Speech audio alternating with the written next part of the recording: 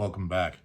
This is Wisconsin Shoe Guy. In the last episode of the Goodyear Welted Dover shoe battle, I neglected to really spend time on these two shoes compared. This is the Dover and this is the Norman Villalta, and they're very similar shoes. They have a different apron, so I really neglected to go into any detail about how they're different. And I wanted to spend a moment today talking about that because they're a very similarly priced shoe. The Norman Villalta is about $200 cheaper, not significant. And when you are thinking about, hey, which shoe would I like? One of the things that you don't spend a lot of time on is, hey, is it as supportive a shoe? And that's what we're going to talk a little bit about today. So this is the Villalta.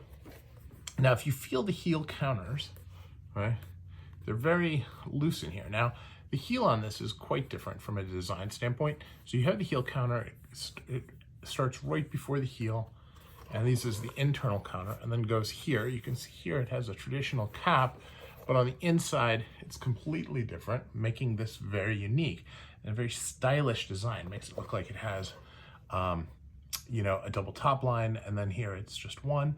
Very, very clean, very nice look. These need to be polished. That's actually going to be something that I do at a later thing.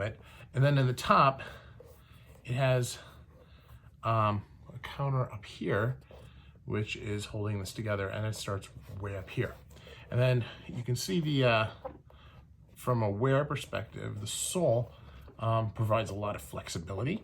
Now, for Goodyear welted shoes, you would think, especially ones in the same price range and in similar leathers, that it would be similar, but this is clearly different. Now, see the support on the counter on the toe starts much further back, and the same is true for the heel, which the heel block is a little bit bigger, and you have this. Now, the other thing you'll notice is this is much more solid. Now, some people say that this is because this is elastic versus leather, and I don't know the answer to that. This is a double sole in the front and a single sole in the middle, so that could actually have a lot to do with the steadiness of it, but really the orthopedic nature of the insole and this shaping is a little different on the shoes. And so you have a little bit smaller of a heel, right? Not significant, but a little bit, right? And you have a thinner sole on this. And in essence, what you get is you get a shoe that, while providing support, it doesn't feel like the same kind of support that you get in the Edward Green. Now, this does have a metal shank in the sole. I know because they found it on the x-ray when I was going through security. So you would expect it to have very similar feel for support, but the feel for support is somewhat less.